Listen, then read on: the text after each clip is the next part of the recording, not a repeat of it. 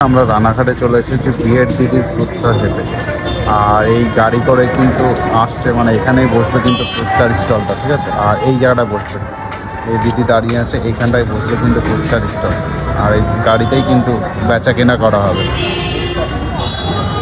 বিয়ের দিনের ফুচকা কিন্তু এখন রেডি হচ্ছে, এখন 6টা বাজে, এরকম টাইমে এসে কিন্তু বসে। আর ঠিকানাটা বলে দিচ্ছি, রানাঘাট স্টেশন। রানাঘাট স্টেশন থেকে টিকিট কাউন্টার থেকে বেরিয়ে কিন্তু বাঁদিকে রাস্তা, স্বামীজি স্পোর্টিং ক্লাবের রাস্তা, ওই রাস্তা ধরে কিন্তু কিছুটা আসার পরেই কিন্তু এখানটায় কিন্তু দেখা যাবে বিয়ের দিদির ফুচকা। দেখি বিয়ের দিদির ফুচকা খুলতে না খুলতে কিন্তু লাইন পড়ে গেছে।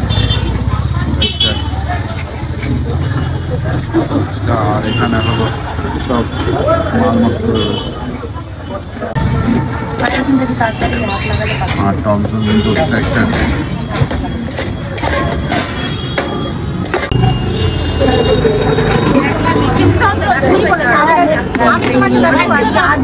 বন্ধুরা, রানাঘাটে কিন্তু বিয়ের ফুচকা দিদির মানে দোকানের ভিড়টা দেখা যায়, প্রচণ্ড লোকের ভিড় হয়ে যায় দোকান খোলার সাথে সাথে।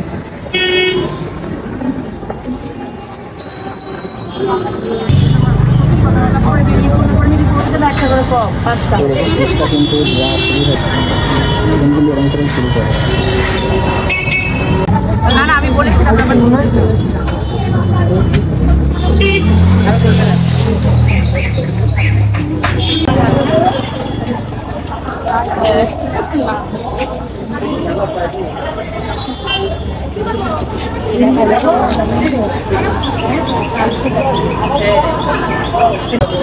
বন্ধুরা, আপনারা বিয়ের দিদির ফুচকা খেতে আসলে রানাঘাটে কিন্তু হাতের টাইম নিয়ে আসবেন।